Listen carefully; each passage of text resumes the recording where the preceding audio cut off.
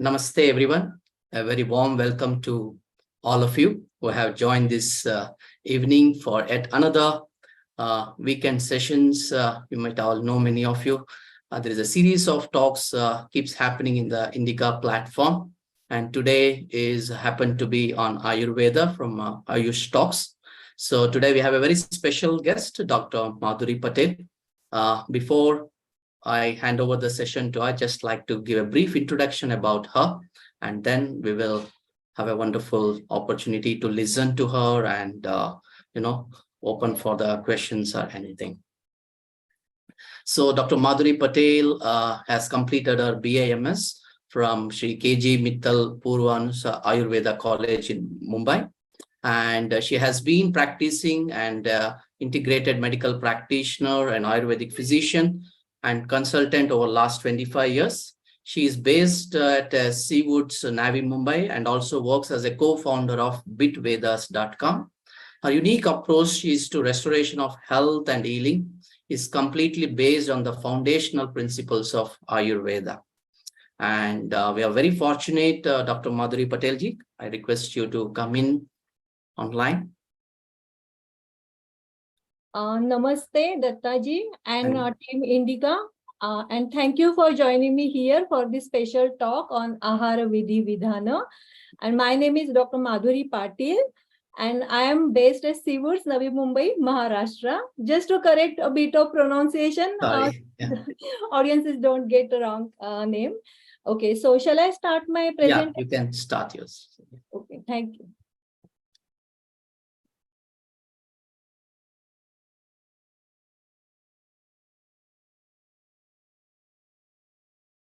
So today's topic is about Ahara Vidhi Vidhana and Ahara Vishesh Ayatana. I'm specifically here using Sanskrit terms because I want all the listeners or the audience to get acquainted with these Sanskrit terms, which have actually no equivalent word or term in English as per my understanding of these Sanskrit terms for Ayurveda. This is the topic, and what it means is the rules and regulations regarding Ahara and specific factors which affect the Ahara, the Vidhi or the procedure of preparation of Ahara and everything related to Ahara. Next slide. Yeah. This is one of the most important sutra from Charak Samhita. Pranaha pranabhrutam annam annam loko abhidhavati. The source of life for all living beings is food, and all living beings are food, and all the things that are in the universe are for the food, and all the living beings run towards food. Why? Because varnaha prasadaha sauswaryam jivitam pratibha sukham. The complexion, the clarity, the good voice, long life, understanding, everything, including our intelligence, are all because of food. Whatever is beneficial for Laukika world or the worldly happiness, whatever pertains to the Vedika, which is leading to blissfulness, and whatever actions lead to Apavarga or spiritual salvation, they are all said to be established through food only. Now, why Ayurveda is actually focusing totally on Ahara? It is one of the, I will say 50% part of Ayurveda Chikitsa is also Ahara. Ayurveda is a complete healing system which is based on system biology processes. These system biology processes, which are normal, are also known as Kriya Sharira in Ayurvedic terms. The dietetics and the beverages, as it is said in English, they are the most important part of health and healing. Ayurveda describes this aspect of Swastavritta, which is regarding food and drinks or Anna, Pana, Ahara or dietetics and beverages. These are the rules that are that I will be presenting in the next slides. They are aligned with the natural and the cosmic laws of system biology processes. This whole universe works on certain principles. We can say it is dharma of the universal entities, and when they are perfectly working in tandem with each other with perfect balance, we say everything is okay. That is the blissfulness of the whole universe. Likewise, Whatever is happening outside of us happens within us. Whatever we are taking, it should be complementary and it should be conducive to our health. It should maintain our health, not just health, but our worldly happiness or even blissfulness and everything. Because the main purpose of any knowledge is ultimately uh, uh, moksha or spiritual salvation. And now this is the basic premise on which this Ahara Vidhi Vidhana are mentioned in Ayurveda. Then concept of Ahara in Ayurveda. Ahara actually is the term which encompasses Anna and Pana both. Whatever we eat, solid, and Pana, the drinkable, the drinks, both are actually included in Ahara. Ahara is a word which is derived from a root dhatu, as we say, Ahar. It means to bring near. Something that we take which is not part of us, we take it, we bring it near, and through our mouth we eat. Why we eat? To sustain ourselves, to sustain our health, and to nourish ourselves. Pranaha pranabhutanam annam.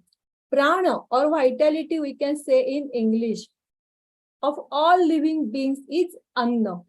And when it is properly used, utilized, I mean, whatever aharana or whatever taking we are doing as a karma, if it is yukti yuktam, it is based on the rationality, it is in complete alignment with the cosmic laws, then it will be like a nourishing kind of supplement for us as anna. It is said that deho hi ahara sambhavaha. Whatever we are, whatever we our physical body or our mental body is only due to ahara. Ahara shuddho sattva shuddhihi. This is the famous sutra from Chandogya Upanishad. Why Ahara Shuddhi is most important? For Sattva Shuddhi, for our mind to be perfectly in a state where we are functioning at our highest manifestation on this earth. That kind of attitude Ayurveda has about Ahara. Nasti Ahara Samam Saukhyam. There is no other sukha than Ahara. All the living beings, they strive, they desire for sukha. Everyone is after sukha ultimately. Whatever we do, all our karma, whatever our attitudes or whatever, for whatever our purpose may be, there is no sukha like ahara. But what kind of ahara is actually leading to sukha, that we will be seeing in the next slides when I will be describing the Vidhi Vidhan. Then the concept of ahara. Ahara is everything that is panchabhautik in constitution. Our whole body, mind, soul is a composite that is panchabhautik along with chetana dhatu. But ahara and aushadha both work on only panchabhautik manifestation of our self. Now these terms I am using, they may be heavy for the new listeners, but those who are rooted in Ayurvedic concept or Vedic concept, they will be able to understand. Ahara is panchabhautik. Our body, mind, soul composite is also panchabhautik, and aushadhi is also panchabhautik. Anything that is outside of this is not ahara, not aushadha, and not even our own manifested self on this in this universe. The qualities of ahara, they are also based on triguna, sattva, raja, and tama.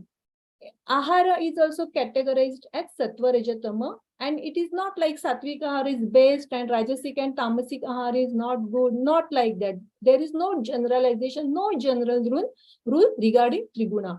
And whatever Ayurveda describes is totally rooted, and it is totally a person-centric. Whatever a person needs to be healthy, to be in a state of functional optimum condition, we can say, or the homeostatic balance, or the best gut microbiota, for that ahara is, and triguna are to be used. This is again one of the concepts. Then Traya Upastambha for Tridanda. Tridanda is Sattva, Atma, Sharira. These are the three main pillars on which we are standing as an individual in this whole universe. And then Upastambha, the sub-pillars.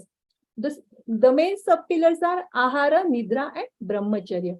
Ahara, about Ahara, I will be speaking in this session. Then Nidra, that is sleeping. and brahmacharya, and proper lifestyle.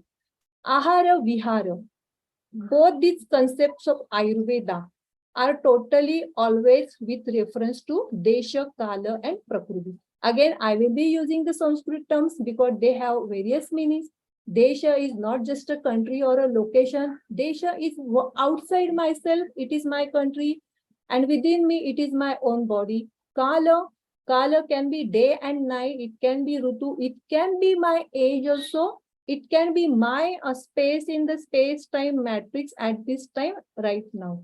And Prakriti. Prakriti means the qualities of Ahara or the food items or even the person. And all these need to be used in such a way that it the whole regimen that a Vaidya will think about either needs to be Patya or Apatya. And nothing is, there is no rule like this is good and this is bad in Ayurveda Ahara. Whatever is good for one person may not be good for another person, and these differences and this diversity is only due to Desha, Kala, Prakriti mainly. And then Ahara is also a part of Yukti Vyapashray Chikitsa or the rational therapeutics. Clinically, every Ayurvedic Vaidya focuses on Aushadhi Yojana. Aushadhi Yojana means he will decide what kind of disease the person has, what kind of Tridosha imbalance the person is suffering, and what kind of Aushadhi, only balancing the dosha, dhatu, and mala. That is the clinical practice of Ayurveda right now. Ahara aspect, very few are at, there are Vaidyas who actually focus on that also, and they also tell the patient. But the problem here is common people find it very difficult to manage by themselves this Ahara Yojana. A Vaidya keeps on saying, and it becomes difficult for people to understand and follow through. So the purpose of this session is actually not for just a talk. It's about letting the common people know how they can be in control of their own Ahara Yojana. You don't need a doctor or a Vaidya to decide for you what kind of food or drinks are beneficial for you, what kind of rules are there per Ayurveda, what exactly is the focus of all these rules of guidelines.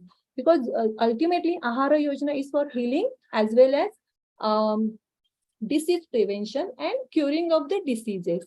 And it is said in Ayurveda, always a person needs to be swastha vritta paro bhavet. Ahara Yojana is a part of swastha vritta. Whatever may be the condition a person may be, wellness or illness or any kind of discomfort, any kind of miseries or dukkha or anything like that, ultimately the tendency towards following swastha vritta, vritti that are leading or conducive to our health, that needs to be followed. Now, again, this is one of the most important slide which I want everyone to understand. And it's like anyone can understand why Ahara Swabhava is also one of the most important part. And before I start with Ahara Swabhava, let me just elaborate some different types of Ahara prakara. We can say the different types of Ahara. How the Samhitas are describing them. Dosha Prashamana, the Ahara that is pacifying dosha. Second is pacifying vyadhis or diseases. And third is maintaining the normal homeostatic health status. That is Swastha Vritta Kara Ahara. These are the three main types. So Ahara types, everyone can understand. Now when I'm going to carry on this session, if the listener starts thinking what kind of Ahara I need, what kind of food I need, then first is just every morning when you get up, listen to your dosha, listen to your whatever your body is trying to tell you, whatever your mind or antaratma is trying to tell you, what kind of dosha is right now high, which is low, what you need to, because it is everything about balance. It's not like one is good or one is bad. You have to keep constantly the dosha or the kriya sharira processes or the system biology process always in balance with each other, like a clock which moves perfectly. We can see only 3 hands on the front, but behind there are 16 wheels which are working perfectly in tandem. And that's how we get the proper time measure. And okay, then coming back to our main point, then types of Ahara. Panchabhutik, I already mentioned how Panchabhutas are actually most intrinsic part of Ahara. And there is one specific this characteristic of Ahara. Though Ahara is Panchabhutik, Ahara is Rasa Pradhan. What is Rasa Pradhanata? It is Jala Mahabhuta. Ahara, the substratum of Ahara is Prithvi Mahabhuta. When I am saying here Mahabhuta, it is like it is a subtle part of Mahabhuta, not the gross or manifested. Because in Ahara, if someone asks me where is Prithvi, where is Jala, I will say you are seeing the Ahara because it's a Prithvi Mahabhut. And there is a taste which you can taste and you can decide if it is sweet or acidic. That is due to Jala Mahabhuta. And Rasa is the quality, special quality of Jala Mahabhuta. I will not be using English words like water or earth because it will be very misleading. I want listeners to get acquainted with these Sanskrit terms which have no equivalent English word to convey the proper meaning. Then Jala Mahabhut has actually Avyakta Rasa. Jala Mahabhut has no manifested rasa like Madhura, Amla, Lavana, Katu, Tikta, Kashaya. These are the Sanskrit terms. And when the rasa gets manifested because it's associated with other 4 Mahabhuta, then 6 rasas are, we can get their perception by gustatory sense organs. And that is why Ahara. What is the difference between Ahara and Aushadhi, which is the big question everyone may be thinking right now? Ahara is always Rasa Pradhan. Aushadhi is always Virya Pradhan. What is the difference between two? Ahara will increase your Rasa Dhatu. Ahara will produce proper Ahara Rasa upon digestion. Medicines and Aushadhi, they are Virya Pradhan, means they are the like catalyst of chemical reaction. They will conduct the show. They may not be the part actually. They will conduct the show and they will cause the dynamic equilibrium once again as an Aushadhi. They don't need the digestion like Ahara needs to be digested. Aushadhi also get digested, but that is at a different level. Ahara needs Jatharagni. Then there are 14 kind of Agni, and for Ahara, first is Jatharagni. And Aushadhi can bypass Jatharagni and directly go under metabolism by Bhutagni, Dhattvagni. And there is also one more Agni called Chidagni, which is the fire of the mind, which is also one of the most important part. So now after elaborating all these, okay, then Ahara. What kind of Ahara we can Aharana, we can take? Charak has described Ashita, Khadita, Lida, Pita. Ashita means which we can swallow like rice. Khadita means we have to chew and then swallow like chapati or polika. Lida means lick like avaleha. Pita means drink like water or milk. Again, 6 types of Aharya Dravya are described. Chosham, which we can suck like mango. Peyam, we can drink like milk. Leyam, lick like avleha. Bhojam, like we are biting it, and we are chewing it and then swallowing like polika. Bhaksham means we are biting it, taking a bite and then swallowing like laddu. Charvyam, which we have to repeatedly chew and chew and chew like flattened rice. These are the different kinds of ahara based on the way we are ingesting or we are conducting the karma of aharana.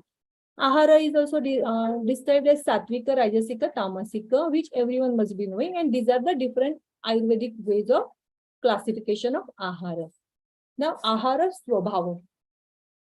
Sushruth has described Swasthya as Samadoshaha, Samagni, Samadhatu, Malakriyaha, Prasanna, Atmendriya, Manaha. These are the actually the baseline parameters of complete holistic well-being or swasthya, and how ahara is affecting that. Herein comes our ahara स्वभाव. Kledam kledayati, the watery content or the humidity that moistens. Whatever we observe in the nature around us also happens within us. Now there is rainy season going on. We are seeing how the water is moistening the soil and causing kitchen. Something like that happens in our body when we are ingesting excess water without due consideration of our desha, kala and prakriti. Then lavanam vishandayati, salt liquefies. Sharaha pachayati, alkali digest. Shara and lavana, I want everyone to keep in mind, because in our next slides, I'm going to come back to this again. The quality of alkali, which digests, and salt that liquefies. Madhu sandhati, it synthesizes honey. Ghee causes unctuousness. Milk gives life. Then mausam bruhayati, meat gives restorative effects and strengthens the mausadhatu. Rasaha prinayati, soups are nourishing. The alcohol causes senility or early aging. Sidhu wine causes emaciation because it is prepared from yava, which is ruksha. The grape wine stimulates digestion. Phanita vitiates all dosha. Curd causes swelling. Green pinyaka causes Glappayati means exhaustion, means it's like a fatigue, but here we are feeling lethargic. Then a soup of black gram or udida increases the fecal matter. Alkalis are injurious to vision and shukra dhatu. Again a kshara.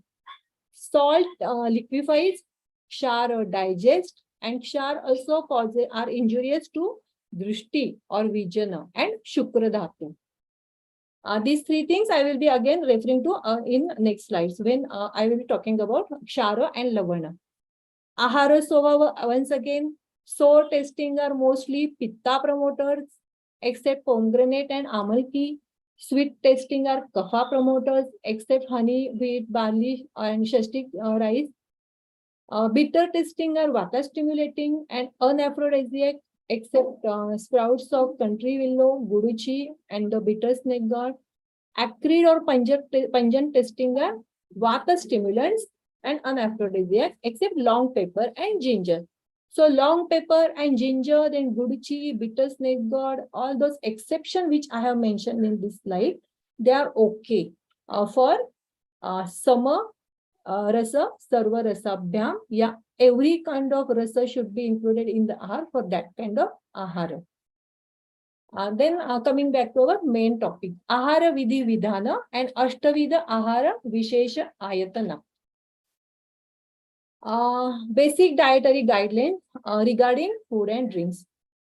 These are regarding the qualities of food ingredients also, preparation and sourcing with relation to location and seasons, combination of food ingredients and the food items, methods of cooking, methods of storage, surroundings while we are partaking the meals, hygiene, etiquettes, and being mindful and conscious about beneficial or not beneficial in the immediate or long term. Ahara matra. Now this is one of the most important aspects, the quantity of food. How we measure food right now in our modern nutrition. We are counting calories. We are counting physically how much is the weight. But ahara matra per Ayurveda is not counted like that. The counting is always with respect to the space that is within us. Because whatever we are taking is going to go into our stomach. And stomach is like a sac. It is a amashaya. And if it is not properly attended to, if it is stuffed and it is not properly filled up also, then both these are the disease causing habits. The food and the nutritional requirements varies from person to person. They depend upon the status of Agni, Matra, Desha, Kala, Prakriti, and age. Sushruta Samhita and Ashtanga Hridaya here has mentioned that if the stomach capacity is hypothetically divided into 4 parts on the basis of its filling capacity, one should take half part solid food, 1 part liquid food including the water and the liquids, and 1 part should be left empty for the easy movement of Vata. Charak Samhita describes the same thing as Trivida Kukshi. If Amashaya is divided into 3 parts, 1 part is for solid food, 1 for liquid, and 1 for functional capacity or space for dosha to work on that ahara. And it is famously said, Hitashi Syata, Mitashi Syata, Mitabhojanam Swasthyam, Kalabhoji. That also leads to swasthya. So best health promoters are less quantity of food, and this quantity is not with respect to the physical measure or the caloric measure. It is with respect to the capacity of our stomach or amashaya. Mitashi said, again, the lesser, the better. Kala bhoji, when to eat and when not to eat is one of the most important parts. When to eat is, if we don't give due consideration to this, when to eat and when not to eat, we are definitely calling ourselves to discomforts, diseases, and gut microbiota imbalance, and every kind of disease, because this is the first part. Per Ayurveda, the main cause of any disease, the 3 main causes have been described. Asatmendriyartha Sanyog, Prajnapara, Parinam. When we are not conducting ourselves while ingesting food, especially with respect to quantity of food that goes within that goes inside us, it is something like a prajnapara. We know if I overstuff, if I eat this food too much, I'm going to face the problem. Still, we keep eating it just because we are not mindful and we are not actually conscious about this thing. We know it, still we don't follow it. Then matra also. This comes asatmendriyartha sanyog. When the gustatory sense organ is misused, we don't give due credence to how much we should eat. And then we eat at the wrong time. And when we eat at the wrong time, it leads to indigestion, like we say ajina in Ayurveda. It can lead to IBS also. And then if we are overeating, it is again, it can lead to obesity or oversaturation also, and also lots of other problems, because most of the lifestyle disorders are right now due to overeating, because we have forgotten to listen to our antaratma and antaragni. We are not keeping this 1 part of our stomach capacity for dosha to work on the ahara or for the movement of vata, because vata dosha is most important for proper movement of foods or beverages from our mouth to the end. When they are properly moving at each station, everything is happening in a proper way, then only we can stay healthy. So this ahara matra, or the quantity of food for Ayurveda, is always with respect to the capacity of our amashaya. Not like how much I can eat. It doesn't matter how much I can eat. What matters is how much you can digest. And how much you can digest is always dependent on Agni, Desha, Kala, and Prakriti. Then these are the specific factors. 8 factors have been described in Charak Samhita, which are most important regarding what kind of food ingredients, and what kind of qualities they must have. And of all these 8, Rashi, I have already described in the previous slide under Ahara Matra, and we will focus on other 7. Prakruti, it indicates the natural qualities of food articles, like whether it is Guru or Guru means heavy to digest. Lagu means light to digest. Easily digestible, then lagu. And if it is not easily digestible, then it's heavy. Then dry, unctuous eating or cooling. These kind of qualities, because ultimately all the food is panchabautic in constitution, and we have to give due credence to this, because how the ahara gets digested in within us is by bhutagni. If I am eating too much, I am having too much of jala. If my jala bhutagni is not proper, then it will not be able to digest the water or the liquid part I am ingesting, and it will lead to klinnata, and that klinnata will cause trishna, or the thirst, which is the purva rupa of prameha, and it will lead to diabetes or prameha actually. So how prameha develops? It's not due to because we are eating too much sugar.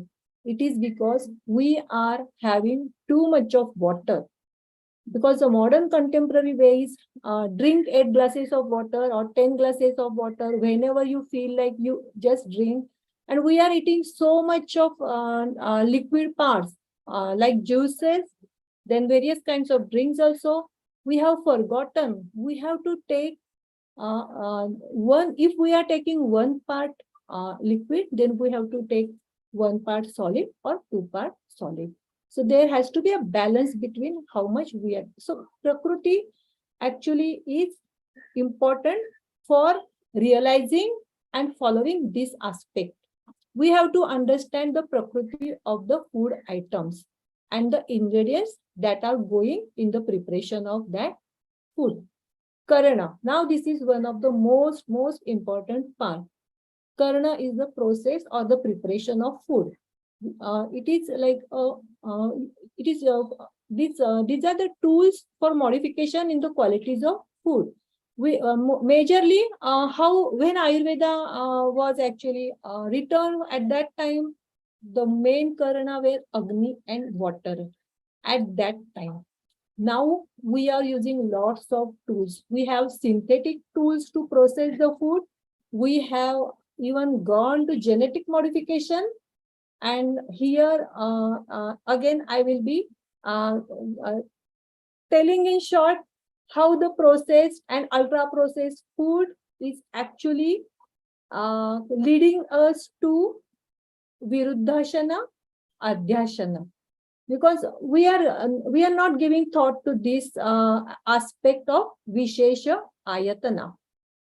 Most of the processed food or ultra processed food of today, Ayurveda said Agni Samskar. Okay, it is needed. It's not like you have to eat raw. No, raw is never recommended. A little Agni or a little heating is important, but reheating is not recommended. Water also in proper quantity at proper time, like kale bhoji.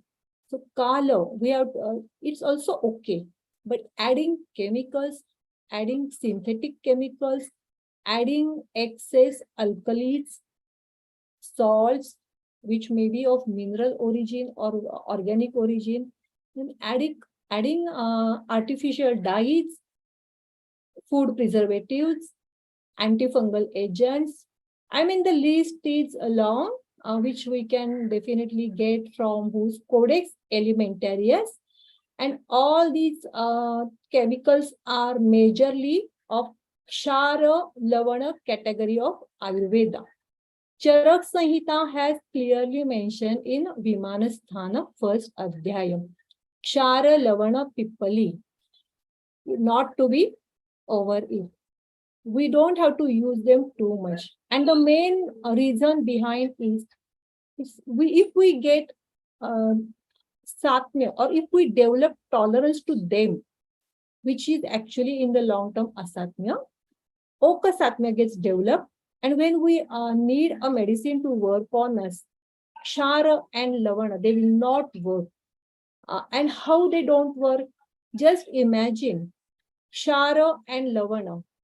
Imagine the dhatu of our body are like metals. If we immerse a metal in a solution of alkalis or salts, what will happen? The solution, the alkali, it will digest, and the salts will liquefy. The metal will get eroded. Same thing happens on tissue level. The tissues are like dhatu, and that is why Ayurveda says sapta dhatu. And when the dhatus get eroded, imagine if it is happening in our blood vessel, the tissue with the membrane, the carrying capacity, the carrying structure, cylindrical and hollow, if it gets eroded, what will happen? It can be aneurysm or it can be microbleeding also, and it can lead to anything. If it is happening in the stomach, it will cause ulcer. Likewise.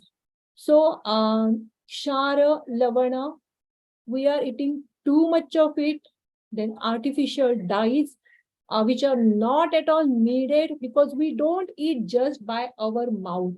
We are taking Ahara of Ahara. We are taking it by our sight, our vision, and also our smell and our gustatory, olfactory, gustatory, as well as visual. Because Ahara is like, we have to savor it, and without that we cannot enjoy it, and which is also important part of how we consume Ahara.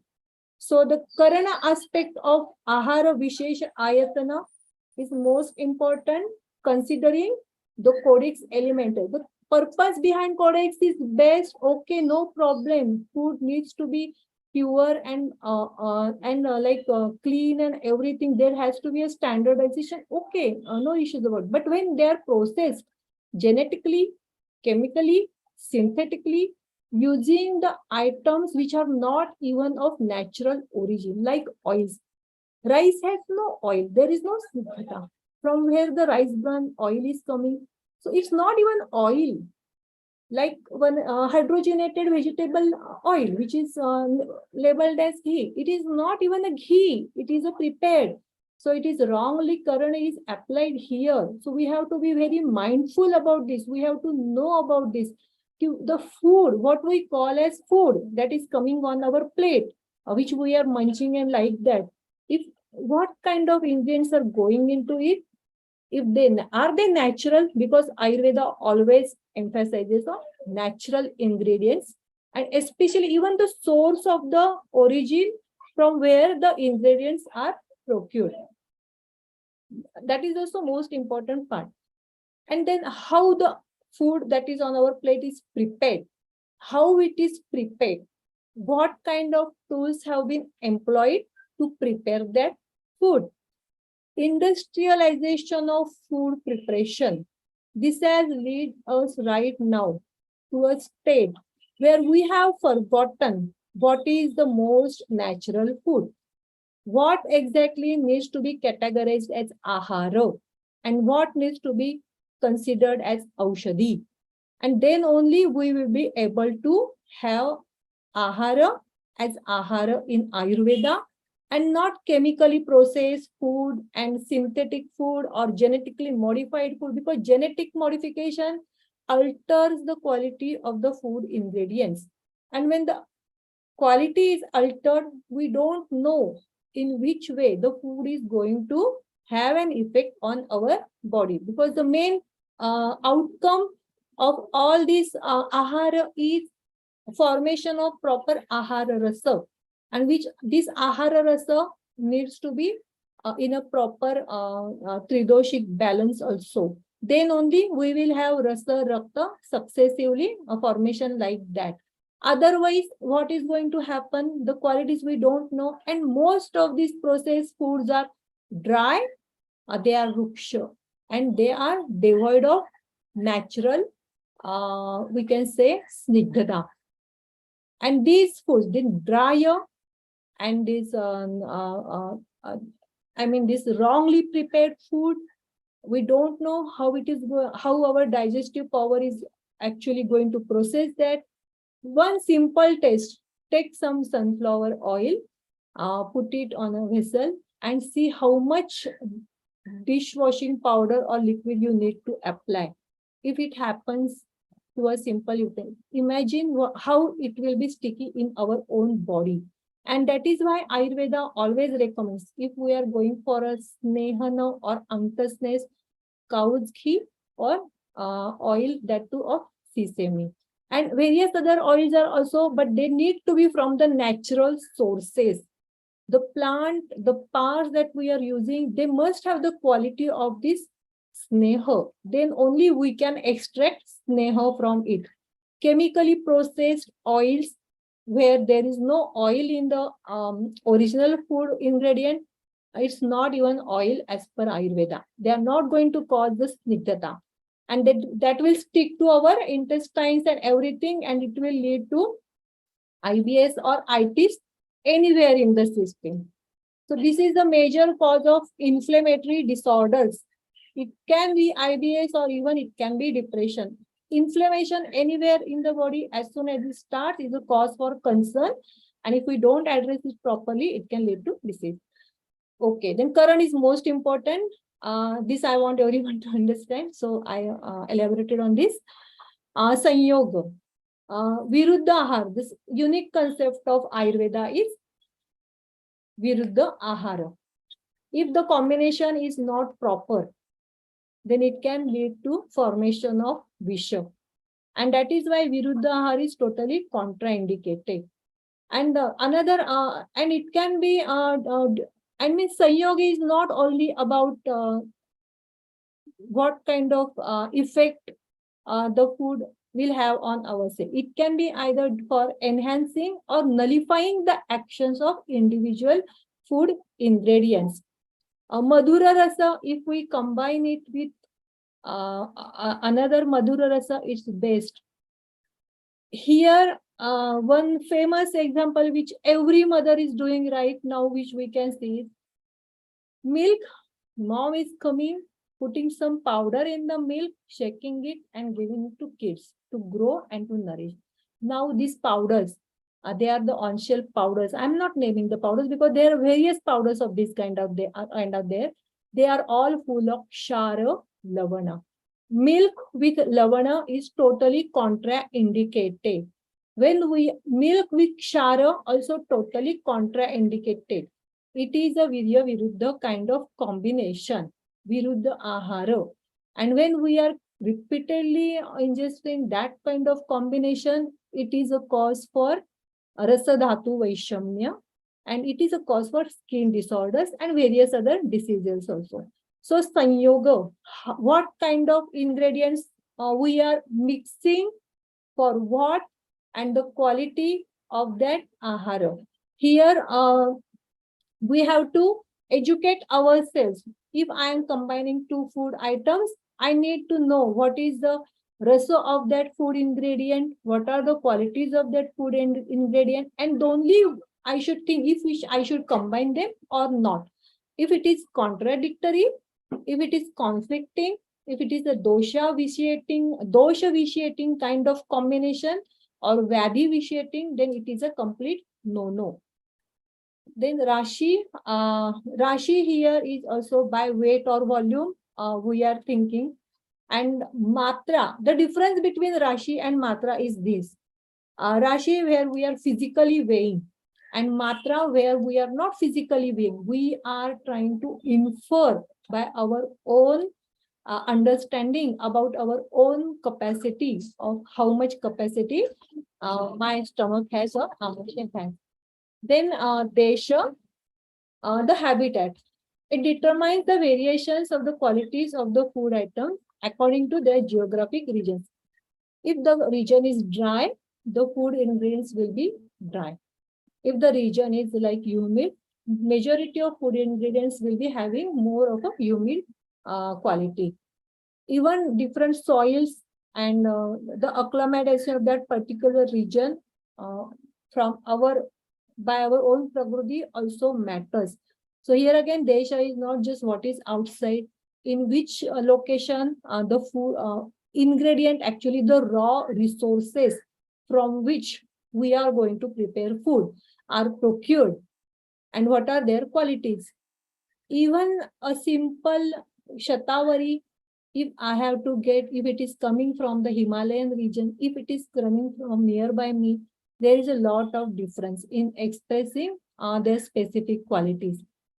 and their qualities will not be working to the best of their own Shatavari best ability. So Desha is also important.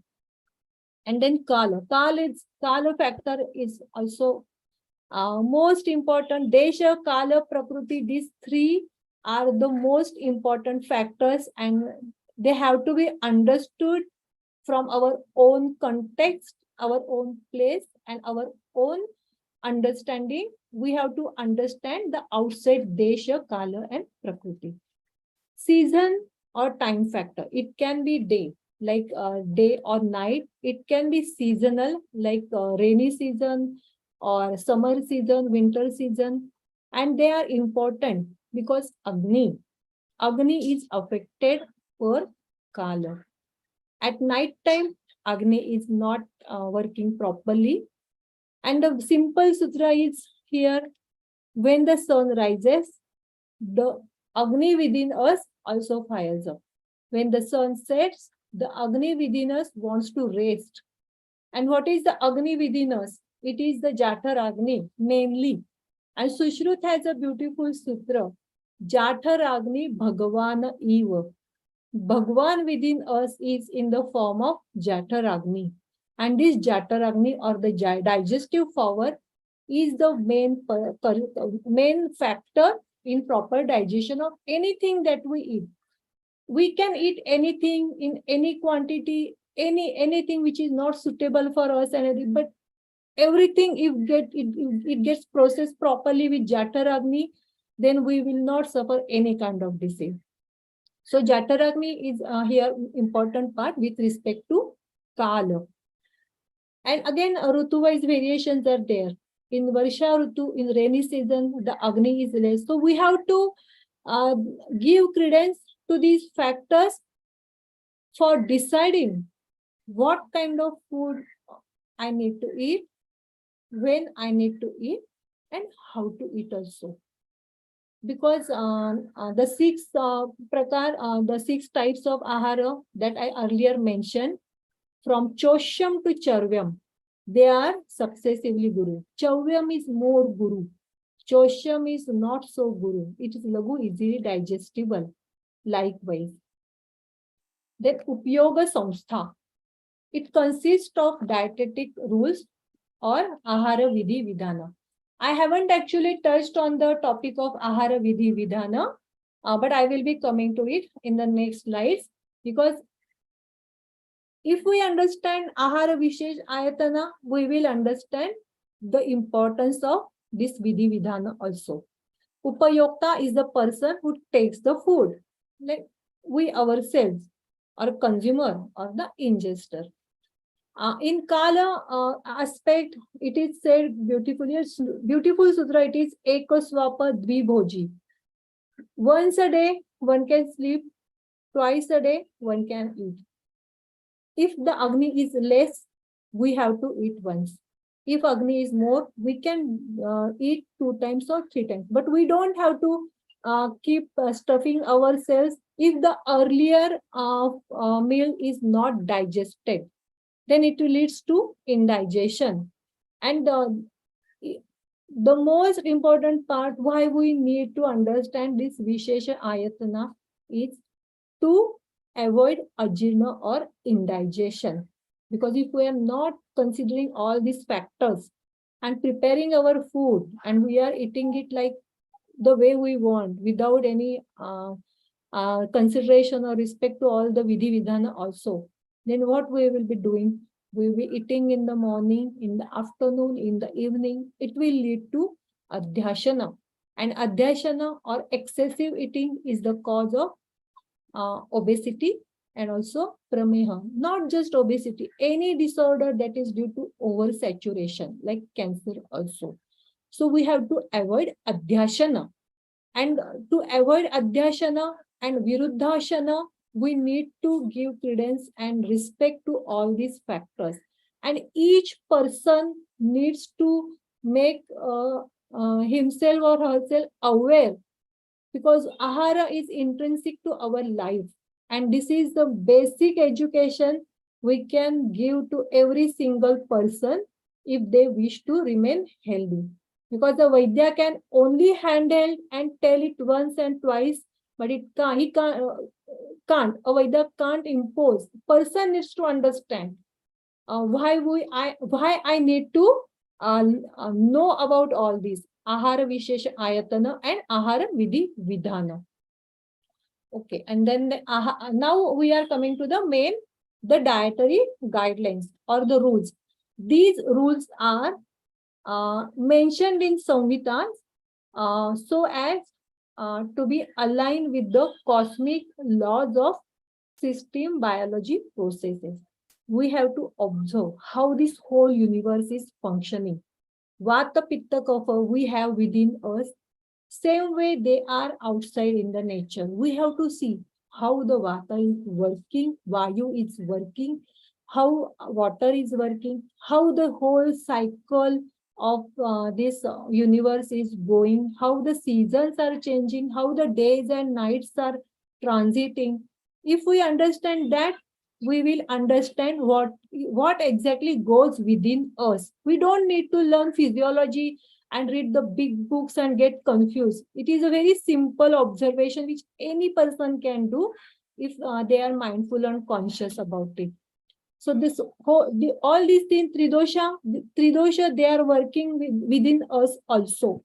And we have to understand how they work, and we have to understand how to make ourselves in a way where we are in a dynamic equilibrium with the outside world, because the outside seasons, the outside Tridosha also affects the inside environment and inside Tridosha functioning. And that is why these dietary guidelines have been specifically mentioned, especially in Charak Samhita. Actually, Bruhatri, all three have mentioned it. Kale Bhojana, time factor, which I already mentioned. Satmya Bhojana, any ahara that is suitable for us. Many people are allergic. If we are allergic to certain food ingredient or certain types of foods, we have to specifically avoid it. We don't have to go and say no, it will be, I will make it, I will be able to overcome that. No, we have to just not go for it, because the food allergy is a very serious issue and it's very difficult to diagnose. A person may be coming into the clinic, we have no way of knowing if the disease is due to any kind of food allergy, because with processed food, with this ultra processed food, with various chemicals added to it, with genetically modified food ingredients sipping into every kind of on-shelf food, we just have no way of knowing what is exactly causing allergy. So a Vaidya needs to understand how to differentiate between the allergic reaction to food and a disease process, and even the immunological response. All these three needs to be differentiated. And Satmya Bhojana for a person is most important, especially so that the condition doesn't get misdiagnosed and mistreated. Because when the simple thing is Nidanam Parivarjanam, we can always avoid that particular food and we can keep ourselves healthy. Many processed food cause IBS. The person is not knowing, the doctors are not telling, they keep taking medicines and the problem continues. The simple thing is just stop avoiding that kind of food, then your IBS will be taken care of. And for that, Satmya Bhojana is most important. Then Hita Bhojana. What is beneficial for me? I may be thinking, no, I want to have only sattvic food because I want to be sattvic. Sorry, in Ayurveda, it doesn't work like that. If my sattva is too much, I need tamasic food. Then only I will be able to sleep properly, because Hita Bhojan is all about balance. It's not about one shoe fits all. No one is of same kind of, even we ourselves are not in the same kind of frame. We are going through the cycles. It is always the cycles. Tridosha work in cycles. Even the Triguna work in cycle. Sattvic Ahara, we have to be suitable for it. Rajasic Ahara, we have to be suitable, because ultimately the balance between Sattva, Rajatama And the balance between Vata, Pitta, Kapha is the most important part. If the balance gets imbalanced, it is a cause of psychotic or psychological or physical diseases. So, Hita Bhojana. Then Shuchi Bhojana means Shuddhata. Shuddhata means here the Shuddhata of the person who is handling the food, who is preparing the food, the bhavana of the person. Imagine if the lady of the house is angry and she is in anger preparing the very hot sabji, and it is going to lead to acidity because her bhavana has got transferred into that, and the food has become more hot and eating than actually the ingredients that are present in that. So the bhavana is most important. Sattva Shuddhi is most important. The Shuchi here doesn't just mean hygiene. It is the Sattva Shuddhi of the persons involved, including the person who is partaking the foods and drinks. Then Snigdha Bhojana, when we are hungry or thirsty, Vata dosha is actually vitiated. And to pacify that Vata dosha, first it is said that we must have first bolus or the morsel of the food should be dipped in ghee and then ingested. We don't have to overdo the snigdha bhojana. We don't have to overeat the ghee or the oils for snigdha bhojana. It's not like that. A teaspoon is enough for a day. And depending again on our prakriti, we have to ourselves decide how much snigdhata I really need for myself. Because it's ultimately how we perceive our inner environment, and according to that, we have to be mindful and take our ahara. Ushna bhojana.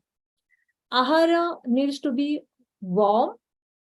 Cold is contraindicated, except for some diseases of Rakta and Pitta disorder, it's okay.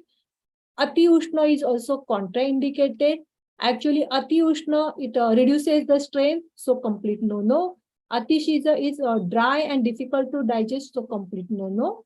And then if it is too much of Shita, then definitely it may cause kind of klimnata because of Shitata, and it will lead to fatigue also. Then Lagu Bhojana. Lagu means easy to digest is preferable. Atmanam Abhisamiksha. What is suitable for me, myself, for my prakriti? Always thinking this. We have to ingest that. We don't have to eat everything that everyone is eating. That doesn't work in Ayurveda. We have to be mindful. What is suitable for me? That only I have to eat. Then Tanmana Bhojana. We have to be mindful. Shadarasa Yukta. It is said that we have to, if we eat only one rasa out of 6, Madhura, Amla, Lavana, Katu, Tikta, Kashaya, it will lead to Daurbalya. Daurbalya means not just emaciation. Daurbalya also means immunity going down and our work capacity going down. So Shadarasa Yukta Ahara is preferable. Madhura Praya. Here there is actually no conflict. Madhura Praya is specifically mentioned because the Ahara Rasa. Rasa needs Prithvi and Jala Mahabhuta. Madhura Rasa is predominantly due to Prithvi and Jala Mahabhuta. So Madhura Praya. Here Madhura doesn't mean sweet tasting. Whatever tastes sweet is not always Madhura Rasa, because this rasa is something that is only perceptible or cognized by gustatory sense organs. And since many food items are actually there which are prepared by adding many chemicals and like that, we have no way of knowing what exactly is the rasa. It may be tasting sweet like aspartame, but I will not say aspartame is madhura. It is not a madhura rasa. It is only tweaking our gustatory sense organs to go in the realm of Mithya Yoga. And this taste enhancing, flavor enhancing chemicals, they are modifying our taste, sense of taste. Ayurveda has recommended taste enhancing, but only two things: rock salt with small piece of ginger. That too just before we start meals. And that too, not everyone, only for those who have less agni or who have the problem of digestion, or their digest fire within is not properly fired up. Other than that, no taste or flavor enhancing chemicals are recommended. Simple Ahara is bland testing because since birth we are exposed to Ati Yoga of this Rasanendriya, Mithya Yoga of this Rasanendriya. This Ati Yoga and Mithya Yoga, overindulgence with different kind of tests, over or wrongful indulgence of different kind of tests, they are leading to our instincts getting hampered. So we have to keep this in mind before we label a simple diet as bland, because the ahar may not be bland. It is how you are cognizing and you are perceiving. So always you have to, one has to be mindful about this aspect also. Na ati druta, na vilambita. Now how we should ingest: not too fast, not too slow. After bathing, then Shudhavana. Whenever there is this Shudha of the hunger, then only. After proper washing of hand, feet, and face. These are the simple rules. And then again, here again, I want to say about the Ayurveda Sutra about Ahara, Nirhara, and Vihara, especially in the context of proper washing and Shudhavana. Ayurveda recommends Ahara, that is Aharana or ingestion of the food, Nirhara or the evacuation, Vihara or lifestyle. They have to be always done in privacy. Now the contemporary word, we are always posting on FB and everywhere what we are eating and everything. There is no privacy, but it is somehow it is something that is which is not at all recommended in Ayurveda. Clear-cut sutra is there: Ahara, Nirhara, Vihara, Yogaha, Sadaiva Sadbihi, Vijane Vidheyaha. That is what being Tanmana Bunjita is, and being Shuchi or washing. Again, then about Kshudha, when we have to eat. If there is only hunger, no. If there is only thirst, no. Both the instincts, they should be generated at a time. There should be hunger as well as thirst. That is the perfect time for meals. If we are hungry and if we are drinking, then it is a complete no-no.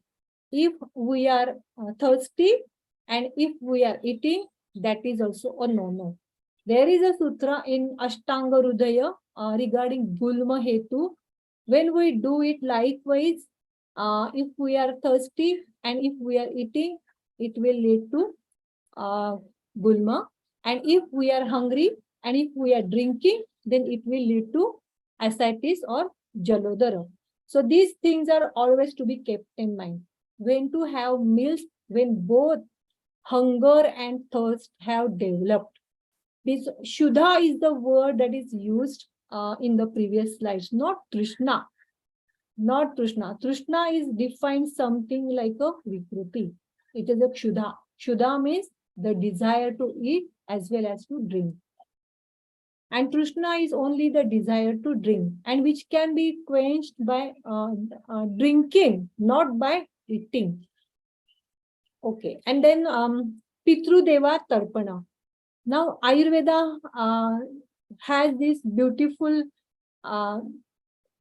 way of seeing divinity in everything.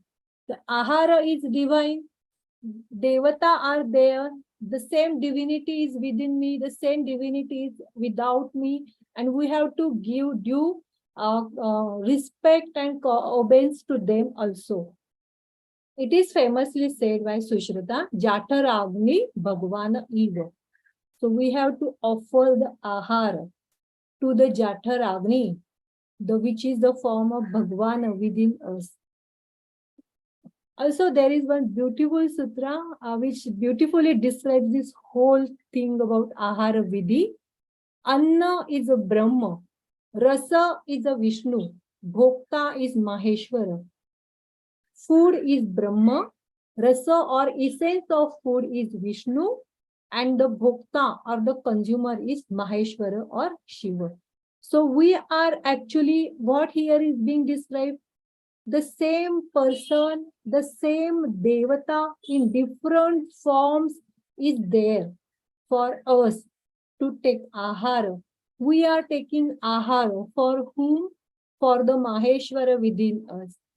Who is the food? It is the Vishnu. Vishnu is the food. Brahma is the food. So whatever we are doing it for ourselves. When we say this, what we are actually doing is the Devata outside, they are giving us and we are taking it with due respect and with due attitude of gratitude, and we take it. They definitely digest properly. And why this tarpana has to be done? Why these prayers have to be done before the start of the meal also and at the end of the meal? It's only to recognize the divinity in the Anna, Brahma, Vishnu, essence, Bhagwana, that is Jataragni. And also it is the prayers have to be offered to Angaraka, Agasti, Pavaka or fire god, Surya, sun, and Ashwino. Why we have to pray to them? So they can properly help us to digest all this. And when the food is properly digested, we remain healthy and the gut microbiota also remains in proper balance. So it is an attitude of gratitude towards the food that we are ingesting, and which is the most important part for Mana Swasthya also. It is like praying, okay, I have done something wrong, just pardon me. Devata will pardon and they will also help you in digesting. And that is how Daiva Purishkar Siddhanta also works. And that's why it is mentioned in dietary guidelines also. Then offering food to guests, teachers, and small kids. Anindam Bhojanam. Without disgracing the food. Once we have taken it on our plate, we have to be respectful. If we think that this food is not suitable for me, we have to stay away from it, because we see here at various parties, people will just load up their dishes. No, this is something different. I haven't tasted. I want to taste it and taking, and they know it's not good. And then just discarding it. This is not the proper way to respect the food per Ayurveda. And we have to be mindful about this. This is my own understanding of this Anindam Bhojana. Maunam, silently, not laughing, not talking. Whenever we are sitting in a community sitting or a party kind of setup, everyone is sitting on the table, everyone is laughing, talking, and then eating. That kind of is totally not recommended per Ayurveda. Again, Ahara, Nirhara, and Vihara. They are always to be conducted in privacy with oneself. Vijana, and Charak has definitely mentioned Vijanarati, one of the part of being healthy. If we want to be healthy, we have to be mindful of these simple, small sutras mentioned in our Samhita. Again, this Ahar Vidhi Vidhana, I have just again explained why Ushna It enhances Agni, digest, and stimulates the peristaltic movement. Snigdha, why Snigdha? Again, the same, it enhances vigor and complexion. Matra. Matra, I am not going to repeat again, but we have to always be mindful of the capacity of our stomach or the amashaya, and take the portions of ahara likewise. Even in matra, this matra concept of ahara is beautifully applied for giving up the unsuitable or unwholesome food items. If we are ingesting some food, especially like processed food, and we have developed now opasatmya, what now? Charak has clearly said, if it is not wholesome, it is not conducive to health, because this is an aptavachana. So we have to give up. Even though we have developed opasatmya, nothing is happening. We can keep on eating lots of kshara, lavana, but someday it is going to cause vata visheshan, rakta dhatu dushti, and vata rakta. The major cause of vata rakta kind of diseases is too much of kshara, lavana in our food. And how to give up this now? What now? Because everyone has developed okasatmya. They are eating chips. Everyone is eating salty chips. Everyone is eating. But now we need to give up. Then padam shika krama is mentioned. By giving up one part of the 4 parts of the ahara dravya or the food quantity. One day at a time, 1/4 is given up. 1/4 of unwholesome is given up. The other 3 parts of wholesome is taken, and then 1, 2, 3. Then again there is a gap of 1 day, 2 days.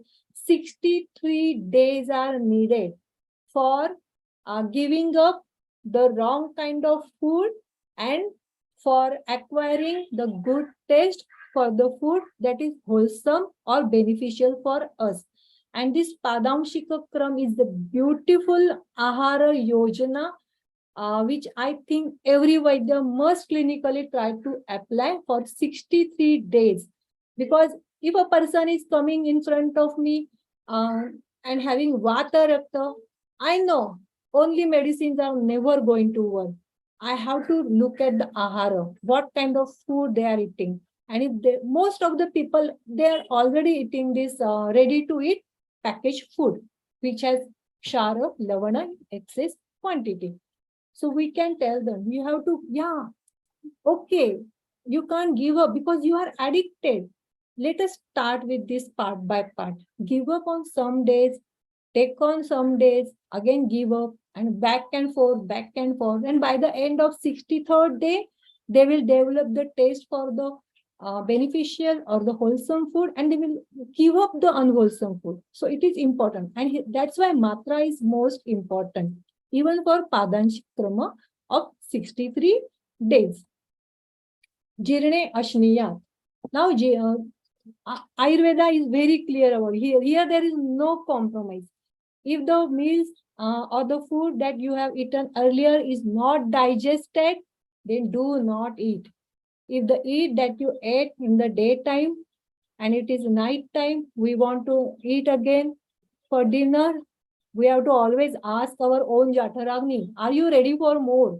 If you are not ready, if you are still feeling lethargic, you are not fired up, okay, I will not load you with more work. No food. If we have to have, then lagu ahara or only liquid, and that too in a proper quantity, because too much of liquid is always going to extinguish the agni. Because ultimately ahara vidhi vidhana is like conducting a yajna karma.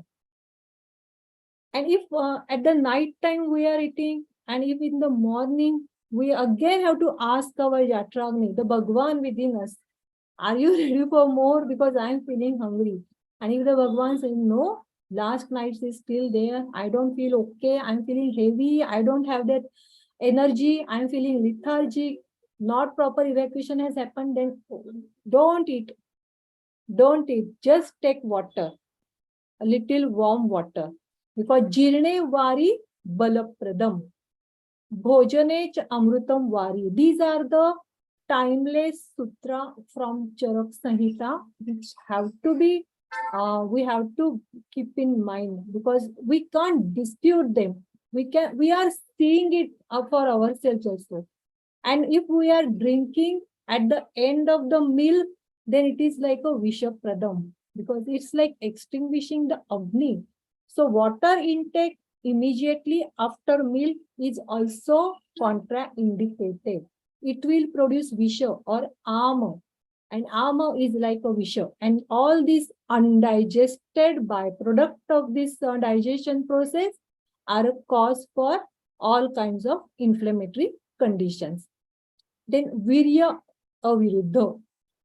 If we are eating, here Viruddha Ahar part also comes up. If the one food is Ushna Virya and another is Shita Virya, we cannot combine it at a time. It is total no-no. We can't have Shita Virya milk with Ushna Virya kind of food, like any food which is Ushna in its quality. Like milk, actually, here I am just taking an example, but personally, I think milk as a bhojana along with other solid food, I don't recommend.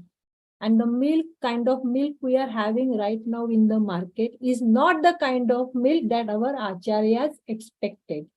So, Virya Aviruddha, we have to be mindful because now the food that is coming on our plate, it is also losing its virya. It's the what is virya actually? It's the shakti of the dravya to work within our body. The shita virya or ushna virya, what is that? They are the catalyst. These qualities of the items, ahara or aushadhi, both, they are the catalyst. And if the catalyst is not in proper way functioning, how will the processes conduct themselves? It will not happen, and that is also that will lead to metabolic disorders. So we have to be very conscious about and be in the know about viruddha ahara, like milk with fish. Everyone knows. Many say nothing happens, but no. Milk with fruits is also no. Honey and ghee in unequal proportion is also complete no. And also there are various other examples have been given. I will not explain here everything because it will lengthen our session. And then about Ishta Deshe, Ishta Sarvopakaranam. We have to eat only at a place where we are having positive vibes, at a friendly place where we are feeling pleasant, where our mind is feeling relaxed, and with proper equipments. Proper equipments means bhojana bhajanani, means the utensils that we will be using for aharan. And what these utensils that are recommended are, of course, right now in contemporary world, it is impractical, but the gold vessels are recommended. So that goes, we can't apply those. There are also people who still eating gold plates and gold glass. And then second best option is silver. If Shitavarya dravyas, especially liquids, then silver is recommended. When this is about the equipment we should use while doing this kriya of ahara or taking our food. Then iron vessel, ghee is recommended to be stored in iron vessels, but not at all in the bronze vessels or kansya vessel. And then acidic asava aristas or wine or anything like that, even curd or buttermilk, they have to be stored or served in clay pots or stone pots. Now, these are the different ways of equipments with proper rasa or virya related to the food items or the food prepared food that we should be eating. Then to eat without hurrying, then not to eat very slowly. because ultimately this whole process of Ahara is related to Vata. If there is too much kapha, already slow process is going on. The peristaltic movement is slowed down. We are slow. Everything is slow. The digestion will be slow. And we have to be mindful. If the digestion is slow and if everything is slow, we can't just overload it. Too much hurrying, again, it will be vitiating vata, which is already vitiated when we are feeling shuddha. Then to eat without engaging oneself with too much of laughter or arguments are complete no, because they deviate our mind and they are contrary to tanmana bhunjito. We have to be very mindfully eat, because whatever we are eating is like we are offering something from outside to the Bhagwan within us. And we have to be very respectfully conduct this whole process. Atmanam avisamaksha samyaka bhunjita. We have to consciously observe the kind of food that we are having on our plate, then what is suitable for me or not, if it is wholesome for me or not, if it is conducive to my health or not.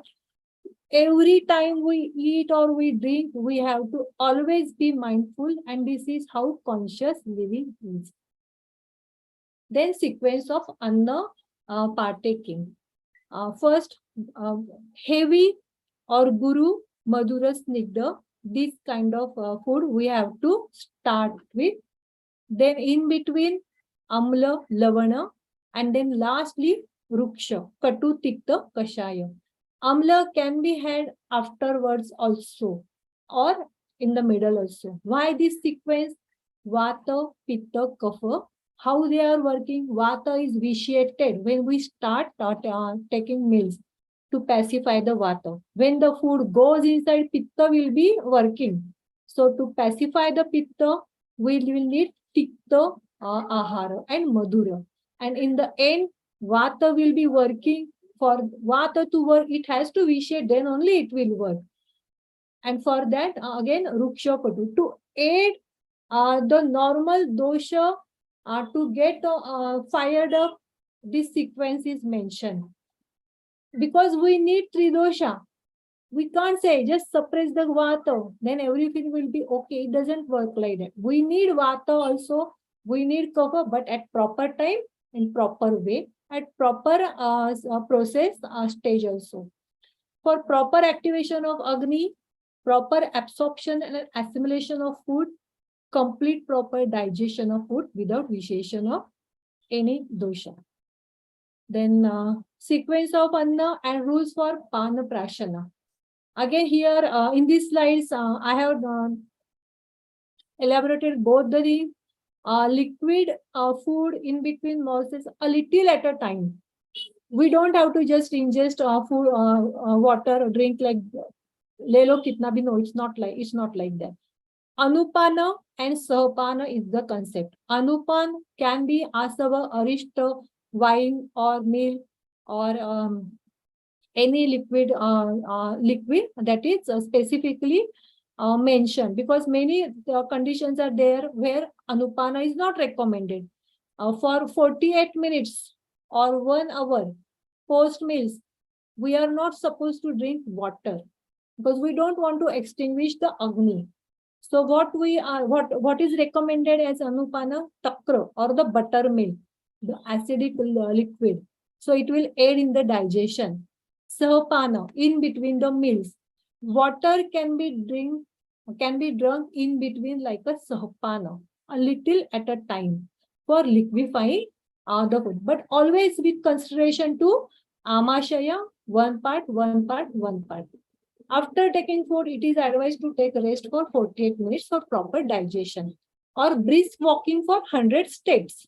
Brisk walking, because there is also again one apta vachana. Immediate, if you are sitting after having your meal, you will become lazy.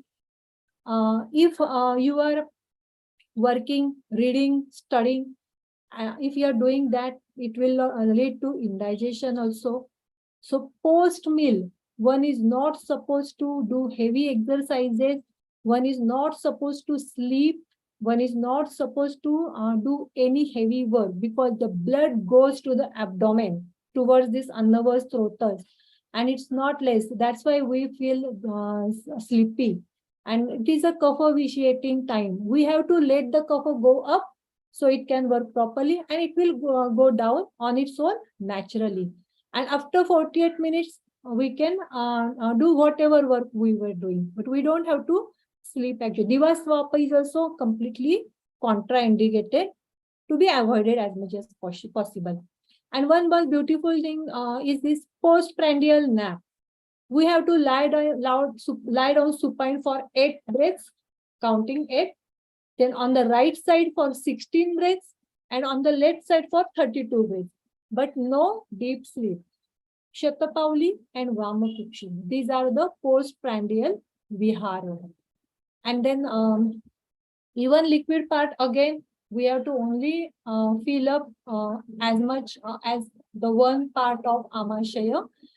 And the rest 1/3 space is for air and dosha, vata dosha to work.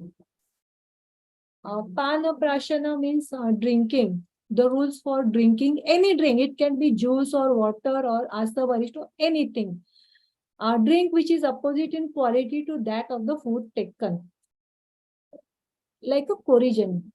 It will neutralize the undesirable effects of the medication or the diet. That kind of pana is recommended. The drink that is not vitiating the dosha and not causing erosion of dhatu, that kind of drink is recommended. And specifically, if a vata is too much, then anktas and hot drinks, pitta too much sweet and cooling, dry and hot ones in prefer, milk juices in wasting. Milk, if there is too much overexertion. Asavarishta sura for nourishing the emaciated, honey and water for postprandial if you are corpulent, and wine for if there is weak digestive power. Personally, I don't recommend any kind of alcoholic drinks. Asav Arishta, I recommend, but why I don't recommend any alcoholic drinks is because even those are on the shelf with the source ingredients which are genetically modified, synthetic chemicals are added, they are not naturally fermented. And even Asav Arishta, we have to be mindful for how much time we are taking and in how much quantity. We have to look at this Pana Prashana as something like a therapeutic, not like every day we are taking it and we are addicted to it and we are taking, no. We have to always do everything with respect to our Agni. Takra or buttermilk is majorly recommended and it is suitable for most of the persons. And these postprandial drinks, they give nourishment, pleasure, energy, and it gives life and strength. These are the Samhita mentioned effects of Pana Prashana. But only if the Pana Prashana is done with respect to Ahara, Ayatana, the 8 specific factors which I mentioned earlier. Because postprandially, many people are taking juices.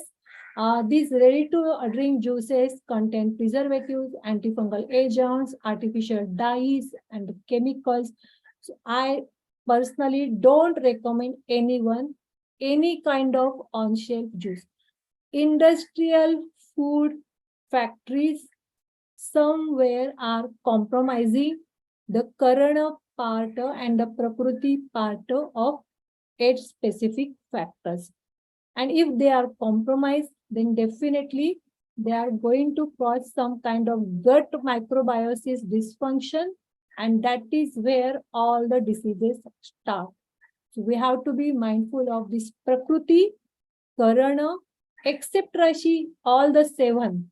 Because all the 7, if they are compromised, then it leads to a Satmendriyata Sanyoga of gustatory sense organ. It is Mithya Yoga and it is a cause of all kinds of diseases. Then concept of Viruddha Ahara, this is unique to Ayurveda. This Viruddha Ahar provokes dosha. They dislodges from their normal biorhythm and they are not eliminated, hinder the metabolism. They're wrong in combination, wrong in processing, consumed in incorrect quantity, opposite qualities, consumed with correct time of the day in the wrong season. All of these are actually under Viruddha Ahara.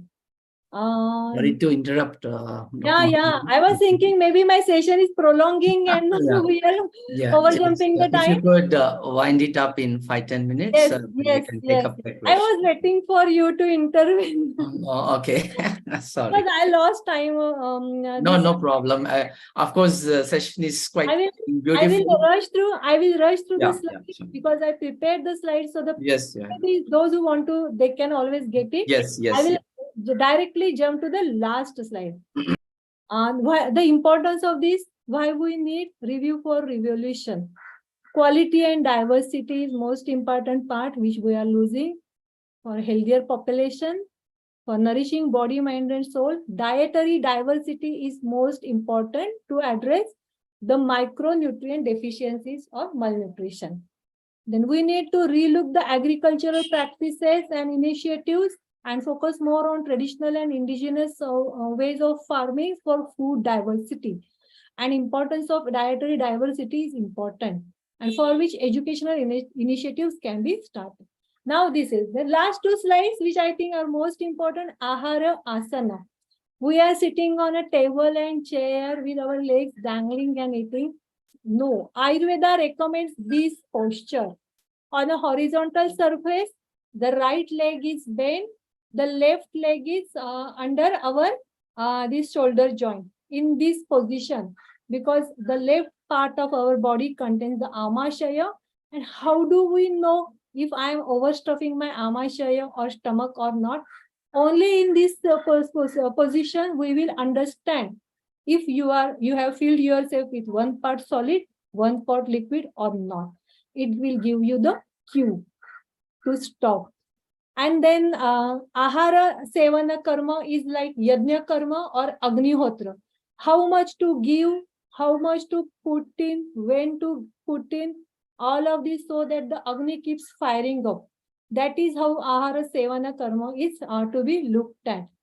Now this is, I will not recite the sutra. The gist is, always feed your Antaragni, whatever it is, but only with wholesome food and drink. And be mindful with the consideration of quantity, desha, matra, kala, of anna and pana. All these things matter. So ahara is not just like sitting and eating. So it's a complete yajna karma. We have to be properly prepared. Thank you so much, and thank you for allowing me to express my views on this in this session. Thank you. Namaste, Madhuri. Thank you so much for this very detailed, lucid presentation. Of course, it's such a vast subject. And I think Ayurveda is the one subject which could really go into the detailing of the food aspect, which no other science really talks, because food is ultimately a medicine. That's what many Ayurvedic experts do mention.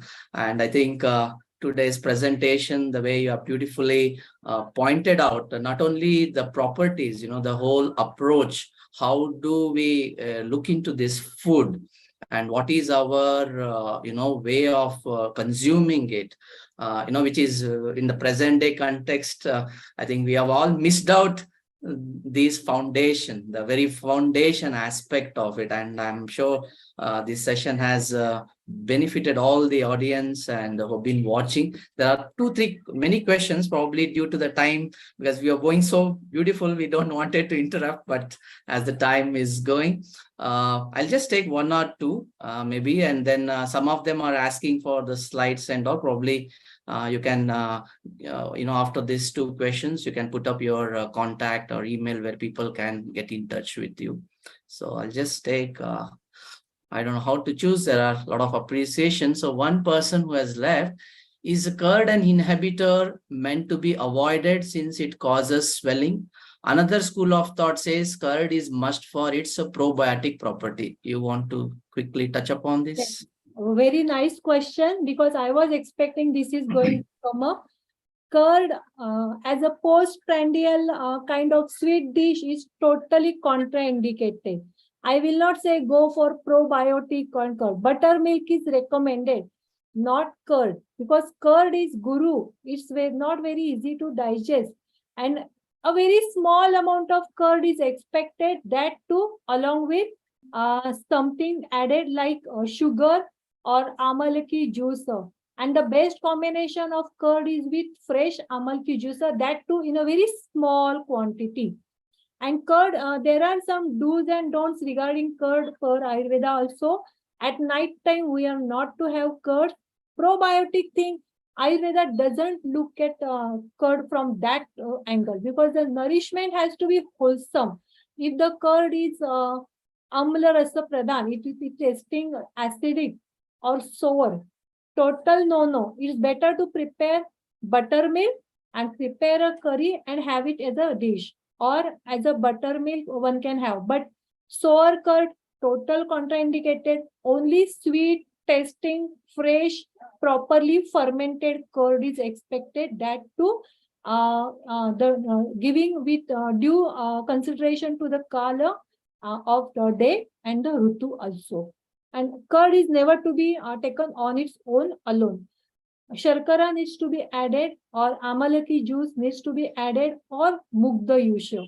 These three. So sharkara, everyone adds sugar. Sharkara means it's here, not processed sugar. The sita, which is not highly processed sugar, not chemically processed sugar, which can be added. One last question we will take. Can you suggest appropriate ahara, vihara for a neuro issues? Of course, a huge thing, but if you want to give a neurological issues, I think they mention neuro issues. Of course, in very short sentence, I will explain.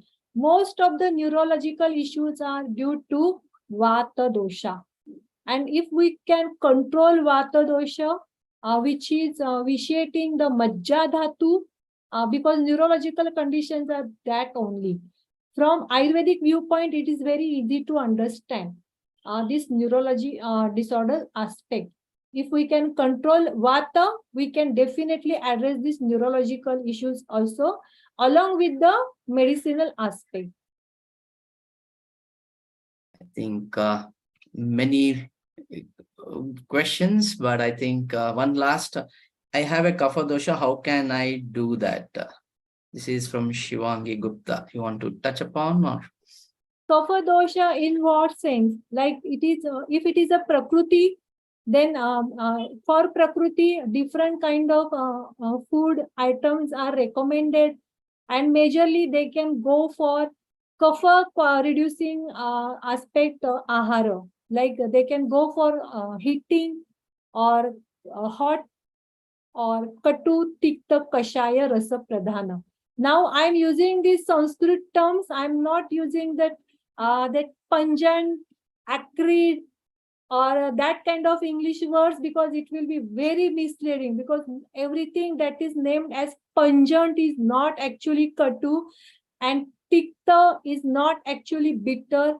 So there the meaning gets lost in translation, and people don't understand exactly what kind of ahara Ayurveda recommends. So kapha reducing ahara is also recommended, and even if kapha dosha is there now, the best point is always give respect to Agni. Less food is best food if kapha dosha is too much. Less food is always best, and that less food is also it needs to be laghu ahara, less oily, and it needs to be properly digested. Even water, how much water one is drinking, in what way, at what time, at what time of day matters a lot. Because too much water, if we ingest, we are causing klinata, or we are humidifying our body, and the humidified body is what is leading to prameha. Too much humidity within our body is also a cause of concern, especially prameha kind of disorders, or even kapha dosha or obesity. So we have to think about all that. And a Vaidya can properly check and properly give a dietary guidelines also. So there are ways, definitely. I think there are many more appreciations and many are really look forward to hearing you. There are many requests from participants about requesting to share the slides. I would also like to mention, as this session is recorded, it will be made available in Indica platform.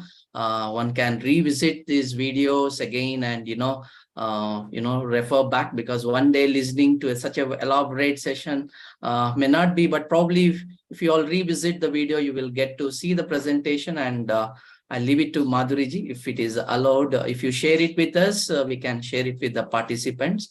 I request you to share your contact if people wants to get in touch with you, or how. So if you could text, put it in the chat box, people can note it down, your thing. And also your last message.